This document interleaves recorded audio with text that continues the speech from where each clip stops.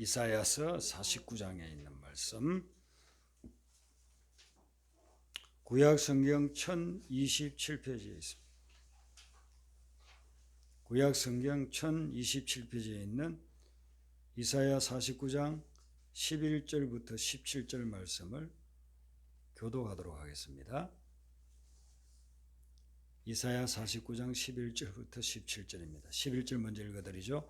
내가 나의 모든 산을 길로 삼고 나의 대로를 도두리니 어떤 사람은 먼 곳에서, 어떤 사람은 북쪽 서쪽에서, 어떤 사람은 시온에서 오리라. 하늘이여 노래하라, 땅이여 기뻐하라, 산들이여 즐거이 노래하라. 여호와께서 그의 백성을 위로하셨은즉 그의 고난 당한 자를 긍휼히 여기실 것임이라. 오직 시온이 이르기를 여호와께서 나를 버리시며 주께서 나를 잊으셨다 하였거니와. 여인이 어찌 그 젖 먹는 자식을 잊겠으며 자기 태에서 난 아들을 긍휼히 여기지 않겠느냐. 그들은 혹시 잊을지라도 나는 너를 잊지 아니할 것이라. 내가 너를 내 손바닥에 세우고 너의 구석에 동상내하리니. 같이 읽습니다. 내 자녀들은 빨리 걸으며 너를 헐며 너를 항배하게 하던 자들은 너를 떠나가리라. 아멘. 오늘 이 말씀은 이사야 선지자가 기록한 말씀인데, 이사야 선지자는 예수님 태어나기 거의 700~800년 전에 활동했던 그런 선지자입니다. 이스라엘의 남왕국 유다에서 활동했습니다. 거의 한 60년을 활동했습니다. 굉장히 길게 활동한 그런 선지자죠. 이사야 선지자가 활동을 시작한 것은 기원전 739년인데 그로부터 한 17년 지나고 난 후에 북쪽에 있는 북왕국 이스라엘이 아수르 제국의 침공을 받아가지고 멸망하고 말았습니다. 그래서 북왕국 사람들은 거의 대부분이 포로로 잡혀갔습니다. 그런데 남왕국에도 침공해 와가지고 남왕국에 살고 있는 사람들도 많이 포로로 끌고 갔습니다. 그래서 남왕국은 예루살렘만 제외하고 지배를 당한 겁니다. 이와 같이 엄청난 환난과 고난을 당했는데 그 이유는 다른 것이 아니고 북왕국 사람들이 하나님을 믿지 않고 우상을 숭배하고 공의와 정의가 없이 가난한 자를 억압하고 힘없는 자들을 핍박하고, 그리고 있는 자들이 자기들 유익만을 위해서 탐욕에 가득 차 있는 그런 삶을 살았기 때문이었습니다. 북왕국이 무너지고 또 자기 백성들 중에서도 포로로 잡혀가고 하는 것을 보고서도 남아있던 유다 백성들은 정신을 차리지를 못했습니다. 그리고 계속해서 죄를 지으면서 세상에 빠져 살아가고 있는 겁니다. 그들에게 회개하고 돌아오라고 전한 말씀이 이사야서의 말씀인 것입니다. 지금 당장은 일어나지 않지만 이대로 계속해서 하나님을 거역하고 살면 너희들은 멸망당하고 바벨론의 포로로 끌려갈 것이고, 그리고 거기에서 충분한 회개의 시간을 가지면 그 다음엔 하나님이 너희들을 회복시켜 줄 거다, 이 말씀을 전하고 있어요. 그래서 이사야서를 쭉 읽어보시면 이게 66장으로 되어 있습니다. 우리 성경 전체가 66권이죠. 그래서 3927, 우리 교회 비번도 들어올 때 3927, 다 우리 성도들이 지금 듣고 있으니까 제가 공개해도 괜찮은 건데요. 그렇게 했는데 이사야서를 보면은 1장부터 39장까지가 구약적인 그런 내용을, 심판에 대한 그런 내용을 이야기하고 있습니다. 그리고 40장부터 66장까지는 신약적인 내용으로 구원과 회복에 대해서 이야기를 하고 있습니다. 오늘 본문은 그 뒷부분 49장에서 이 본문을 우리가 읽고 있는 것입니다. 오늘 이 말씀에는 하나님이 회복시키실 때 우리 삶에 어떤 일이 일어나는가, 그걸 보여주고 있어요. 먼저 11절에 보면 나의 모든 산을 길로 삼고 나의 대로를 도두리리라는 말씀이 있습니다. 여기 모든 산은 우리 성도들 앞에 놓여 있는 장애물을 이야기합니다. 우리가 삶을 살아가는데, 신앙생활 하는데 우리를 힘들게 만들고 우리를 괴롭히는 그런 장애물들, 장애물들, 그 장애물을 대로로 만든다는 겁니다. 여러분, 대로를 만들면, 고속도로를 만들면 얼마나 가기가 편합니까? 옛날에 대관령을 다녀본 분들이 있을 겁니다. 거의 한 4, 50년 전에 대관령. 그 대관령을 갈 때는 얼마나 굽이 올라가고 또 내려가고 대부분이 차몰미해요. 가기가 너무 힘들어요. 그런데 지금은요, 영동고속도로가 꽉 뚫렸어요. 그래서 깊은 골짜기에는 다리를 놓고 산이 나타나면 거기에 터널을 뚫고 깎아내고 다듬고 하면서 고속도로를 놔놓으니까 지금은 영동고속도로 가면서 여기가 그렇게 험악한 대관령 그런가 생각도 못하고 그냥 강릉에 도착해요. 우리의 삶에 그 산악지대 같이 이런 장애물들이 막 있다는 것입니다. 우리 성도들도 삶을 살아가면서 장애물들을 많이 만나잖아요. 그래서 장애물 만나면 그냥 좌절하고 주저앉아 버리고 원망하게 되고 그렇게 되는데, 하나님은 회개하고 돌아온 자에게는 그 장애물 뒤에서 도와주겠다는 거예요. 대로를 만들어서 그 장애물을 다 통과할 수 있도록 그렇게 도와주겠다라고서 약속하고 있는 것입니다. 구약의 믿음의 사람들도 보면은 장애물이 많았어요. 또 어떤 면에서 우리가 믿음으로 살려고 하고 말씀대로 살려고 하면은요, 장애물이 더 많이 나타날 수 있어요. 세상하고 적당하게 타협해가지고 뭐 속일 때 속이고 사기칠 때 사기치고 이렇게 하면 오히려 더 쉬울 수 있어요. 그런데 정직하게 살려고 하고 말씀대로 살려고 하고 빛으로 소금으로 살려고 하면 더 장애물이 많이 나타날 수도 있습니다. 아브라함을 보세요. 믿음으로서 하나님의 말씀에 순종해가지고 가나안 땅에 왔는데 기근이 와서 장애, 또 아버지를 일찍 잃고 혼자 살고 있는 고아인 롯을 데리고 조카를 데리고 다니는데 이 조카 롯이 자꾸만 장애물 역할을 해요. 그런데 또 블레셋이 또 장애물 역할을 하고 장애물이 없을 데가 없어요. 그런데 그 장애물을 만나도 하나님이 도와주시니까 그 장애물을 다 극복해 나가는 거죠. 그리고 믿음의 조상으로서의 거룩한 삶을 살게 되잖아요. 다윗을 보세요. 하나님의 마음에 합한 자, 하나님을 향한 그 믿음이 정말 신실한 사람이었습니다. 그런데 그의 일생을 쭉 보면 성경에 일대기가 태어나서 죽을 때까지 다 나오잖아요. 보면 장애물들이 너무너무 많아요. 형님들이 장애물이 될 때가 있고 골리앗이 장애물이고 블레셋이 장애물이고 심지어는 자기의 상관이면서 장인인 사울왕이 자기에게 장애물이 돼서 죽이려고 그러지 않습니까? 나중에는 어떻게 됩니까? 아들이 반란을 일으켜가지고 자기를 죽이려고까지 하는 그런 장애물들을 만나잖아요. 그런데 다윗은 천수를 누리고 하나님이 주신 생명을 다 누리고 세상을 떠났어요.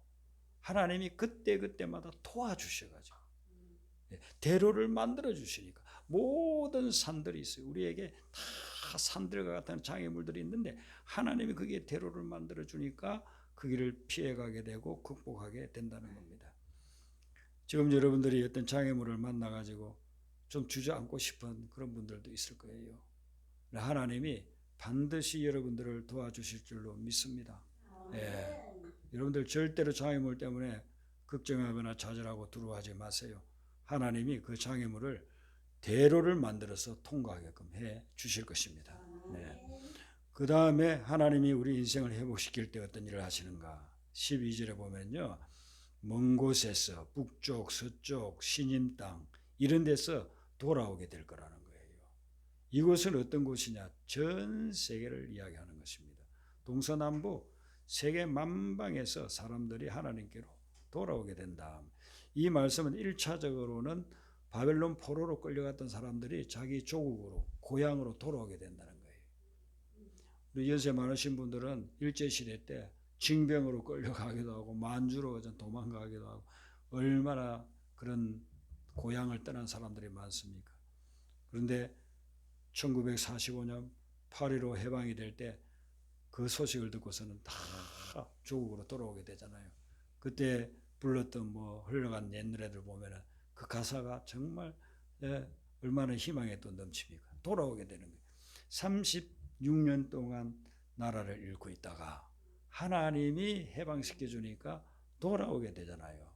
우리의 힘과 능력과 군사력으로 해방된 게 아니에요.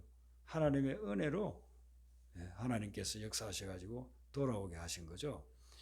자기가 있어야 될 자리, 원래 있어야 할 자리로 돌아오게끔 그렇게 해주신다는 겁니다. 지금도 전 세계의 선교사들을 통해서 숱한 영혼들이 돌아오고 있습니다. 주님께로 막 돌아와요. 제가 선교사님들 여러분들이 한 7, 8명의 분들이 정기적으로 그 선교 보고를 저한테 보내줍니다. 거기서 활동하고 사역하는 그런 것들 보면은 브라질에서 그 영혼들이 돌아와서 신학생이 되어가지고 목회를 또 하게 되고 신학생들 가르쳐서 보내면 그들이 전도를 하니까 선교사님들 하는 것보다 더 열매가 많이 맺혀요. 또 아프리카에서 사역하는 분들 이런 분들 또 이야기 들어보면 아프리카에는요 지금 그 영적 부흥들이 막 일어나는 데들이 많답니다. 예, 우리 한국의 옛날에 70년대 80년대 부흥이 일어나서 막 부흥이 일어난다는 거예요. 그리고 중앙아시아에서도 그게 코로나를 통해서 오히려 복음이 더 강력하게 증거되고 영혼들이 주님 앞으로 돌아온다 하는 그런 보고들을 봤습니다. 저 러시아 블라디보스토크 거기에서도 우리 한인들이 가가지고 복음을 전하는데 거기 고려인들 우리 조상들이 거기 좀 살고 있어요. 그런 분들을 통해서 막 복음이 증거되고 이런 이야기들을 제가 현실적으로 지금 현재 진행형으로 듣고 있습니다. 하나님이 약속해 준 말씀 그대로예요. 돌아오는 거예요. 사람들이 하나님께로 막 돌아오는 그런 역사가 일어나고 있는 것이죠. 그리고 이제 세 번째는 보면은요 13절에 찬양을 하게 된다 그랬습니다. 하늘이여 노래하라, 땅이여 기뻐하라, 산들이여 즐거이 노래하라 그랬습니다. 왜 노래해야 되는가? 그것은 하나님이 그의 백성을 위로하고 고난당한 자를 긍휼히 여기실 것이기 때문에 찬양하라는 거예요. 우리가 힘들고 어려울 때 우리 하나님이 찾아오셔서 우리를 위로해 주시고 우리가 고난을 당할 때 우리를 불쌍히 여겨 주신다는 거예요. 예수님이 복음을 전할 때에 3년 동안 사역할 때에 사람들이 불쌍한 사람들 너무 많았어요. 고난당하는 사람들 너무나 많았어요. 앞을 보지 못하는 바디메오 그가 평생 한 번도 본 적이 없는데 예수님이 치유의 능력이 있다는 것을 알고 하나님의 아들 예수님 나를 좀 불쌍히 여겨주세요. 나를 불쌍히 여겨달라고 했어요. 그때 예수님이 가던 길을 멈추고 그에게 눈을 뜨게 하고 보게끔 해주는 겁니다. 그를 불쌍히 여긴 거예요. 그래서 여러분들이 힘들고 그럴 때는요 하나님께 하나님 저를 불쌍히 여겨주세요라고 부르짖으세요. 오늘 약속했습니다. 고난당한 자를 긍휼히 여겨주신다. 불쌍히 여겨주신다는 겁니다. 그리고 우리에게 자비를 베풀어서 그것을 극복해 나갈 수 있도록 해주신다는 거예요. 이런 약속의 말씀을 이사야가 전파했을 때에 이스라엘 백성들이 아멘 그렇게 될 줄로 믿습니다 라고서 응답하지 아니하고 14절에 이상한 응답을 했어요. 오직 시온이 이루기를 여기 시온은 예루살렘을 이야기하고 이스라엘 백성들을 이야기합니다. 이스라엘 백성들이 이 말씀에 관련된 그런 상황에서 보면 바벨론의 포로로 끌려가서 포로 생활을 할 때예요. 그때의 시온은 뭐라고 이야기하는가? 이스라엘 백성들은 뭐라고 하는가? 여호와께서 나를 버리셨다. 하나님이 나를 버리지 않았으면 왜 우리가 이렇게 이국 땅에서 포로 생활을 하고 있겠는가? 또 주께서 나를 잊으셨다. 하나님이 아예 우리를 기억도 안 하신다. 이렇게 탄식하고 한탄하고 원망을 한다는 것입니다. 이스라엘 백성들이 그랬어요. 광야를 통과할 때도 조금만 어려움이 있어요. 마실 거 없으면 먹을 거 없으면 뭐 힘든 일 있으면 항상 하나님께 원망하고 탄식. 하나님이 우리를 인도하면 우리는 왜 이렇게 마실 게 없냐? 왜 이렇게 먹을 게 없냐? 하나님이 우리를 기억하면 우리가 애굽에서 먹던 거 그것만큼도 못 주냐? 뭐 이렇게 40년 동안 계속해서 그렇게 하잖아요. 이스라엘 백성들의 이 모습이 우리의 모습인 거예요. 지금 어렵고 힘들고 문제가 뜻대로 해결되지 않으면은 에이 하나님이 나를 버리셨나 봐. 나는 하나님 열심히 믿었는데 하나님은 나를 기억도 안 하시나 봐. 이렇게 할 수 있다는 것입니다. 그랬을 때에 하나님이 뭐라고 말씀하시느냐면은 여자가 어떻게 자기가 낳은 젖먹이는 아들, 딸을 잊을 수 있겠느냐? 어머니가 어떻게 자녀를 잊을 수 있겠느냐? 그들은 혹시 잊을지 몰라도 나는 절대로 너희를 잊지 않는다. 나는 절대로 너희를 버리지 않는다. 하나님은 하나님을 믿는 여러분들을 어떤 상황에 있더라도 절대로 잊지 않고 버리지 않는 줄로 믿으시길 바랍니다. 네, 절대로 잊지 않고 버리지 않습니다. 근데 어머니는 자녀를 버릴 경우도 있어요. 인간인지라 너무 어려우니까 힘드니까. 제가 어릴 때 살던 곳은 바닷가에 아주 가난하고 병자들도 주변에 많고 길거리 조금만 가면은 나한자촌이 있었어요. 그래서 그 나한자촌에 있는 나한자들이 닷새 5일장들이 되면은요, 그 시장에 가느라고 저희 동네 옆을 통과를 해요. 보면은요, 그 모습이 어릴 때에 너무 흉측해서 도망 다녔어요. 그분들 오면은. 보면 얼마나 힘들게 그렇게 살아가는지. 그리고 제 그 고향이 못 사는 데다가 맨날 저녁마다 그냥 싸움질을 해요. 싸움. 못 사는 동네는 그래요. 술 먹고서는 넘어갈 것도 그냥 싸우고. 그리고 그때는 그릇들이 사기 그릇, 도가니 이런 거예요. 돈을 벌어가지고 와서 살림에 보태지는 않으면서 있는 걸 또 다 때를 부숴요. 예. 그런 참 어떻게 보면은 한심한 삶을 살아갔던 사람들인 것 같습니다. 그래서 거기 저희 친구 어머니 중에서는요, 아침에 일어나니까 안 계셔요. 도망을 가시고 도망. 도저히 그런 집에서 살 수가 없어. 알코올 중독자에다 두들겨 패고 막 하니까 살 수가 없어. 도망을 가버렸어.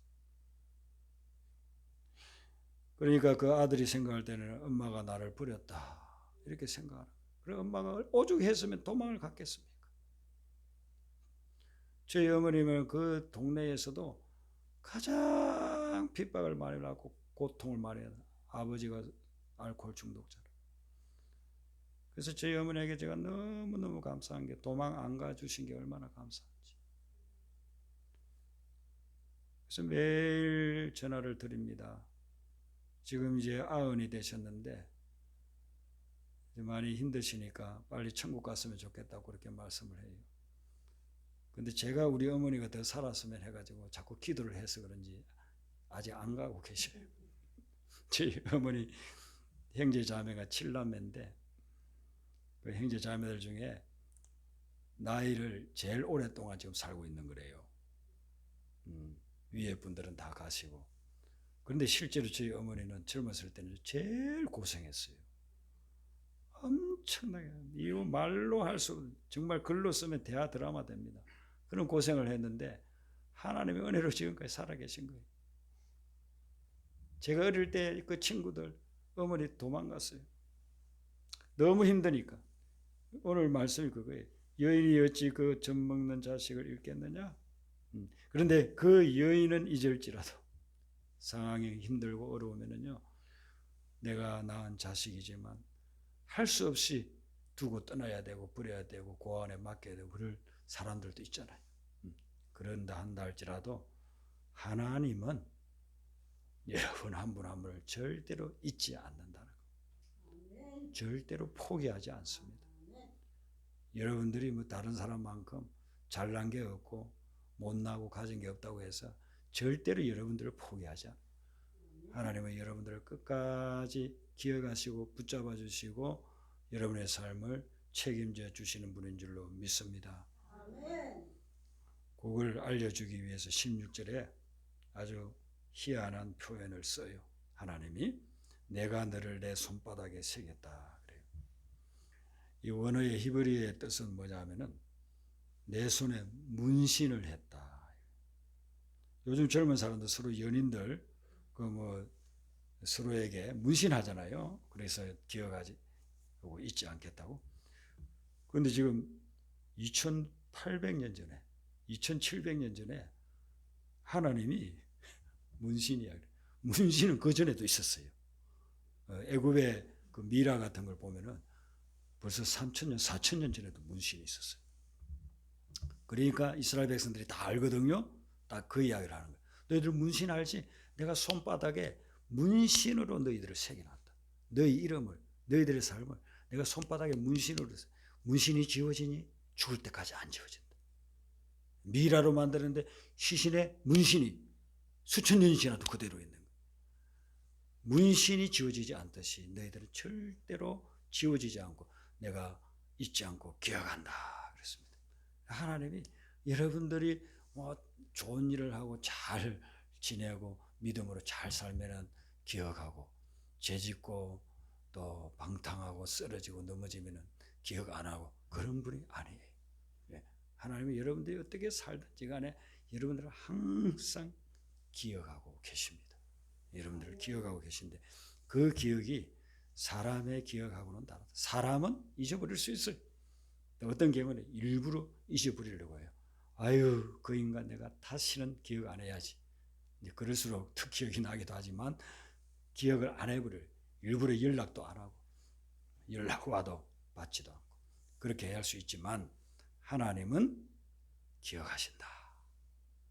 그래서 우리가 하나님을 향해서 때로는 하나님이 보이지를 않으니까, 직접 귀에 들리는 음성으로 말씀하지 않으니까 하나님 왜 나를 알아주지 않습니까? 왜 내가 이토록 열심히 했는데 보상을 해주지 않습니까? 이렇게 하소연할 때가 있어요. 그런데 하나님은 절대로 여러분들이 한 일에 대해서 보상을 하지 않는 분이 아니에요. 반드시 보상해 주셔요. 자, 애굽에 끌려가서 종이 되었던 요셉의 삶을 한번 보세요. 창세기 40장을 쭉 보면 거기에 요셉이 감옥에 들어가지 않습니까? 잘못해서 감옥에 들어간 게 아니에요. 행령했다든지 뭐 누굴 때렸다든지 그런 게 아니에요. 자기 주인인 보디발의 아내가 자기를 유혹하는데 그거 물리친 것 때문에 모함을 받았어. 감옥에 들어간 겁니다. 감옥에 갔더니만은 거기 정치범들이 와요. 요즘으로 말하면. 그래서 장관 지내고 국회의원 지내고 이런 사람들이 오는 감옥이에요. 그래 들어갔더니만 거기 장관 둘이 있는데 이 술 만들어서 관리하고 왕에게 바치는 그런 걸 담당하는 장관이 하나 있고, 또 한 사람은 떡이나 빵 같은 걸 구워가지고 궁중에 이렇게 또 왕에게 대접하는 그런 장관이 있어요. 이 사람들이 하루 저녁에 잠을 자고 일어나더니만은 얼굴에 근심이 가득 차고 고민을 하고 있는 겁니다. 그래서 장관님들 왜 그렇게 고민하십니까? 요셉이 물어보니까 꿈을 꾸는데 해몽이 안 된다는 거예요. 이상한 꿈을 꾸는데 뭔가 의미가 있는 것 같은데 아무리 해석을 하려고 해도 해석이 안 된다는 겁니다. 그래서 요셉이 꿈의 해석은 하나님이 하는 겁니다. 제가 한번 말씀해 보세요. 그래 이야기하니까 술 맡은 장관님 사흘 후에 복직될 겁니다. 복권된다는 거예요. 회복된다는 거예요. 와, 얼마나 좋은 소식입니까? 그리고 옆에서 가만히 듣고 있는 또 그 떡 관리하는 장관이 아유 그러냐고 내 꿈도 한번 좀 풀어달라고 쭉 이야기를 듣더니만 장관님은 사흘 후에 말씀드리기 참 곤란하지만 처형을 당할 것 같습니다. 그리고 꿈을 이제 듣고 나니까 술 맡은 그 장관은 너무너무 좋아가지고 아유 이렇게 좋은 꿈을 해몽해 줬으니까 내가 뭐 좀 살해라도 했으면 좋겠는데, 이제 그 이야기를 듣고, 이건 지금 성경에는 나오는 이야기가 아니지만은 제가 지금 집어한 거예요. 이제 그렇게 했을 거예요. 내가 좀 뭐 살해를 했으면 좋겠는데 어떡하나? 그렇게 하니까 요셉이 뭐 살해할 것까지는 없고요. 제가 여기 감옥에 들어온 게 억울하게 왔습니다. 감옥에 들어올 만한 잘못을 저지른 적이 없습니다. 너무 억울합니다. 그러니까 나중에 복직되시면 바로 왕에게 이야기하셔서 제가 억울하게 감옥에 갇혀 있으니 좀 나가게 자유의 몸이 되게끔 그렇게 좀 건의해 주세요. 그리고 뭐 장관이 아유 그 뭐 어려운 일 아니지, 내가 복직만 된다면 얼마든지 이야기해서 여기서 나오게 해줄게, 그렇게 철석까지 약속해 놓고 나서 나가가지고 복직되니까 싹 잊어먹어 버렸어요. 하루 이틀 지나도 다 잊어먹어. 한 달, 두 달 시간 갈수록 더 잊어먹었어요. 1년, 2년이 지났는데도 기억할 리가 없어요. 완전히 잊어먹은 거예요. 그런데 2년이 지나고 난 후에 바로왕이 꿈을 꾸었는데 이 꿈을 또 해석을 못하게. 그래서 마술사, 예언가, 점성가 다 불러가지고 꿈을 좀 해몽해보라니. 해몽할 사람이 아무도 없어요. 그때서 술 맡은 이 장관이 기억을 한 거예요. 2년 전에 그 감옥에서 내가 복직된다고 꿈 해몽해준 대로 됐는데 아이고 내가 이 머리야 그 청년을 내가 잊어버리고 있었네. 그래서 바로왕에게 이야기해서 바로왕이 2년 전에 제가 이런 적이 있지 않았습니까? 그러지. 그랬는데 그때 그 꿈을 꿨는데 이렇게 해몽해준 청년, 아이고 그 청년을 빨리 데려와야지. 이놈아, 너는 잊어먹을 걸 잊어먹어야지. 그런 청년을 우리 옆에 둬야지. 어떻게 해서 그런 걸 잊어먹었어? 빨리 가서 데려오너라. 그래서 감옥에 가가지고 목욕 재개시키고 옷을 종을 입혀가지고 왕에게 딱 데려왔어요. 그래서 왕이 꿈을 가듯 딱 이야기하는데 해석이 기가 막히게 해석을 하잖아요. 그래서 뭐 그 뒤에는 이제 7년 풍년 7년 홍년인데 그걸 계기로 인해 가지고 총리가 되잖아요. 그런데 성경에는 이 술 맡은 장관이 그걸 이제 기억을 한 걸로 돼 있지만 하나님이 그때 기억하게 하신 거예요. 기억하게 하신 거예요. 하나님은 2년 전부터 다 알고 있었어요. 그런데 언제 이 꿈 해몽의 능력을 발휘해서 이 요셉을 총리로 만들 수 있을까? 그게 꿈 해몽할 당시에서는 2년을 지나야 돼요. 그때까지 하나님이 타이밍을 맞추고 계신 거예요. 그리고 2년 후에 딱 바로가 꿈을 꾸게 되고 7년, 풍년, 흉년이 겹쳐서 오게 되고 이걸 딱 그 타이밍을 맞춰서 요셉을 기억나게 하니까 요셉이 총리가 되는 거예요. 만약에 2년 전에 술 맡은 관리가 복직되고 나서 왕이여, 제가 이렇게 복직된 거는 이렇게 꿈을 꿨는데 해몽해준 청년이 있어서 그렇습니다. 그랬다고 하면 바로 그래서 뭐 어쨌다는 거야. 감옥에 있는 이 유대인 이방인 그런 종이 감옥에 있는 거하고 나하고 무슨 상관이야? 뭐 복직해달라고? 어떻게 할 수 있어? 아마 그러고 말았을 거예요. 근데 자기 꿈 때문에 자기 고민하는데 그걸 해석해 준다고 하니까 바로가 빨리 데려와라 해서 그 꿈 해석을 통해 가지고 요셉이 총리가 되지 않습니까? 요셉이 우리 같으면 아마 그렇게 한탄했을 거예요. 저 장관 들어올 때 생각, 나갈 때 생각 다르네. 나가더니만 다 잊어먹고 어떻게 이럴 수 있어? 뭐 그렇게 한탄했을 수도 있을 거예요. 그런데 요셉은 믿음의 사람이기 때문에 하나님이 반드시 이에 대해서 보상해 줄 거라는 믿음을 가지고 기다렸어요. 그러니까 하나님의 때에 하나님께서 딱 생각나게 해가지고 그걸 보상해 주는데 상상 이상으로 애굽의 총리가 되게끔 만들어 주셨다는 겁니다.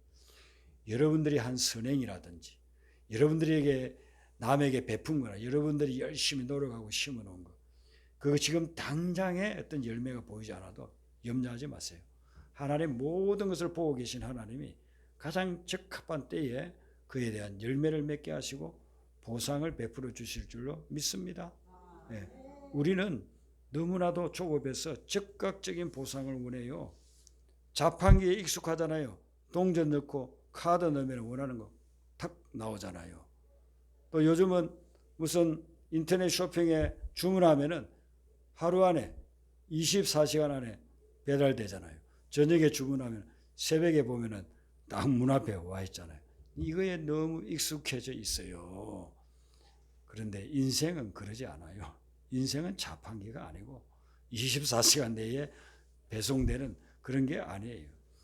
인생은 그 보상 받는데 그 보상이 지금 당장 받는 것도 있고 내가 살아있는 동안에 당대에 받는 것도 있고 내가 세상을 떠난 후 후대에 자녀들과 후손들이 받는 경우도 있어요. 그렇기 때문에 우리가 심은 것에 대해서 당장 보상을 받지 못한다고 해가지고 절망하거나 좌절하지 말아야 된다는 겁니다. 채소는 심으면은 몇 주 지나면은 상추 뜯어서 쌈 싸 먹을 수 있어요. 배나 보리는 몇 달 지나면은 거두어들어요. 가실은 한 2, 3년, 4, 5년 그렇게 지나야 열매를 딸 수 있어요. 근데 자녀는 10년, 20년, 30년 지나야 그 결과를 얻을 수가 있어요. 우리의 믿음의 삶에 있어서는 당장 안 보일 때가 많습니다. 아브라함이 믿음의 관점에서 볼 때 위대한 이유는 그가 실수가 없고 잘못이 없어서 위대한 게 아니에요. 똑같아요. 우리하고 똑같이 실수하고 좌절하는데 그가 하나님을 끝까지 신뢰했다는 겁니다. 아브라함이 175세를 살았잖아요. 그가 끝까지 신뢰하고 하나님을 향해서 나아가니까 하나님이 그의 늙음하게 보상을 다 해주고 있는 것입니다. 그러듯이 우리의 삶에 있어서도 우리가 뿌려놓은 것 하나님이 우리 대에도 주시고 아니면은 나중에 후대에도 주시는데 하나님의 때를 우리가 기대하면서 너무 조급하지 말고 주님이 베푸실 그 때를 기대하면서 살아야 된다. 이겁니다.